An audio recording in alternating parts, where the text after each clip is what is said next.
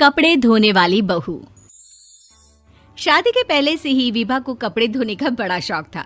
कभी नल के नीचे तो कभी तालाब के पास। अरे मेरी नीली वाली लुंगी नहीं दिख रही है। विभा की अम्मा, कहाँ रखी है लुंगी? अरे वो तो विभा ने परसों ही धोकर रखी थी आपकी अलमारी में, देखो वहीं होगी। वो ना मैंने आज धो दी, मुझे लगा कि गंदी हो गई होगी। अरे कैसे गंदी हो गई थी? उसे तो मैंने पहना भी नहीं। हे भगवान, इस लड़की के कपड़े धोने की आदत से परेशान हो गया हूँ मैं। जितना तो घर में राशन नहीं आता, उससे कहीं ज्यादा डिटर्जेंट पाउडर का खर्चा है। इसकी शादी करवा दो, शादी जाए अपने घर में ही करे काम, फिर चाहे घर के कपड़े धोने हो या पूरे गांव के। हाँ ठीक बोल रही हूँ, देखता हूँ मैं कोई लड़का। वो दिन भी आ जाता है जब विभा को देखने लड़के वाले आ जाते हैं। लड़की मुझे अच्छी लगी। होने वाली सास कहती है, बेटी अगर कुछ पूछना है तो पूछ लो। वैसे तो हमारी लड़की बहुत ही शर्मीली है, जो बोल दो वो मान लेती है, इसे क्या पूछना होगा। अरे कैसी बात कर रही हो माँ, मुझे इन लोगों के घर रहना है, सवाल तो कई है। हाँ हाँ बेटा, पूछ लो ना, क्या पूछना है। आप लोगों के घर कपड़े कौन धोता है? सास का मुंह बन जाता है। देखो, अगर तुम ये कहना चाहती हो कि तुम्हें कपड़े धोने नहीं आते तो सुन लो, कपड़े मैं ही धोती हूँ, लेकिन तुम्हारे आ जाने के बाद मैं रुमाल तक नहीं धोऊंगी। अरे चुप रहना भाग्यवान, बहू बेचारी घर आई नहीं, उसे डराना शुरू कर दिया। वो क्या है ना बिटिया, अभी तक तो ये कल्लू की माँ ही धोती थी, लेकिन अब तुम्हारे पापा तो दहेज में वॉशिंग मशीन देंगे ही।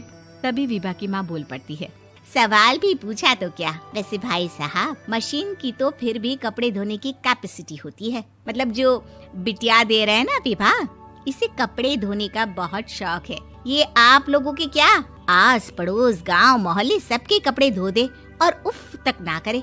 बाहर देखा नहीं आपने कितने कपड़े सूख रहे हैं?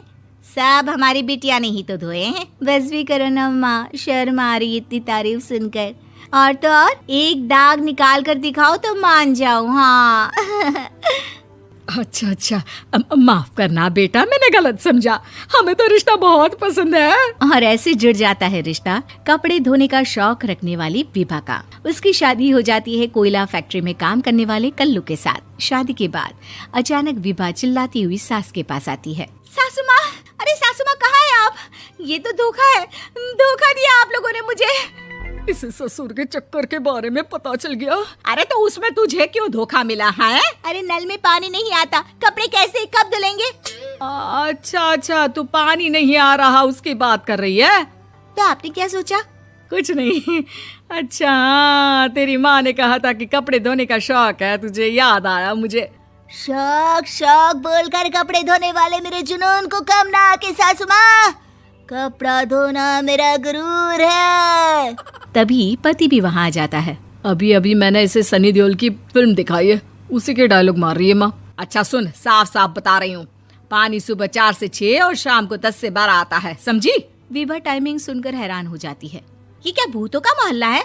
सुबह 4 बजे उठकर कौन कपड़े धोता है? 4 बजे टंकी में पानी जाता है, फिर सारा दिन धोना ना, किसने मना किया? अरे कैसी बात कर रही हैं? 200 लीटर की टंकी में कितने कपड़े धो लूंगी मैं, सुबह ही उठ जाऊंगी मैं। अब क्या था, विभा सुबह 4 से लेकर रात के 12 बजे तक कपड़े ही धोती रहती। एक रोज सास पड़ोस से निकलकर कहीं जा रही होती है कि साथ वाली कहती है, हाँ कल्लू की माँ, जरा ये बताओ कि 2 साड़ी है, 2 ब्लाउज और एक पेटीकोट और एक नाड़े वाला लंबा कच्छा। हाँ तो? अरे तो क्या, कितना लोगी धुलाई ये बताओ। धोबन दिख रहे हैं हम क्या? हमारे पति सरकारी नौकरी से अभी रिटायर हुए हैं और बेटा सुपरवाइजर है कोयला फैक्ट्री में। धोबन समझ रखा है हमें? हाय रे कल्लू की अम्मा, माफ कर दो, वो तो मोहल्ले में यही सब बता रहे थे कि तुमने बहू को कपड़ा धुलवाने के काम में लगा दिया है। सास को पड़ोसन की बात सुनकर गुस्सा आ जाता है। वो घर पहुंचती है जहां घर के बाहर ही इतने सारे कपड़े सूख रहे होते हैं जितने कि किसी धोबन के घर पर। अरे ओ कल्लू की दुल्हन, बाहर निकल। माँ जी यहीं आ जाओ, बाथरूम में चादर धो रहे हैं हम। अरे अभी हम धोते हैं, तुमको बाहर निकलो। ये आस पड़ोस वाले बोल रहे हैं कि हम बहू से कपड़े धुलवा कर उसे कपड़ा धोने वाली बना दिए हैं। अरे छोड़ो ना माँ जी, किन लोगों की बातों में आती हो? आस पास के लोगों का तो काम ही होता है कि वो किसी तरह सास बहू को लड़ा दे। बहू सारे घर के कपड़े धोती है, ये क्या कम है? बोलिए। सास को भी लग जाता है कि वो बहू का ये सनकीपन नहीं छुड़वा सकती, इससे अच्छा है कि खुद ही चुप हो जाए। एक रोज सास और बहू मंदिर जाते हैं, जहाँ सास की साड़ी वहाँ खड़ी भीख मांगने वाली से मिलती है। माँ जी क्या बात है, आपकी साड़ी उस भिखारन से कितनी मिल रही है ना? हाँ हाँ, देखो तो दोनों की साड़ी मिल रही है। क्या बात है कल्लू की अम्मा, तुम खुद को तो अफसर की बीवी बताती हो और ऐसी सिंपल सी प्लेन साड़ी पहनकर घूमती हो। सिंपल और प्लेन नहीं है ये साड़ी। तो क्या सोने के धागे से फूल बने हैं? कुछ भी सासू माँ, कुछ भी। हाँ, बने थे इस साड़ी में सोने के धागे से फूल। मेरे पति लेकर आए थे मद्रास से स्पेशली मेरे लिए 10,000 की। ताहे भाई साहब इस भिखारन के लिए भी सेम टू सेम साड़ी लेकर आए होंगे 10,000 की। सास उस वक्त कुछ नहीं कहती, लेकिन बहू के साथ घर आती है और अलमारी से एल्बम निकाल कर लाती है। ये साड़ी देख रही है, ये वही साड़ी है जिसे मैंने अभी पहना था।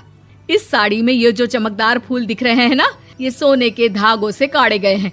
लेकिन तू लोकल वॉशिंग मशीन ब्रश से घिस घिस कर सारे फूलों को निकाल कर साड़ी प्लेन कर दी। मुझे माफ कर दीजिए सासू माँ। और तो और, जब मैंने तुझे तेरी गलती के लिए कुछ नहीं कहा, लेकिन तूने तो सबके सामने मेरा मजाक ही बना दिया। क्यों? बहू को समझ में आ जाता है कि अब से उसका कपड़े धोना बंद।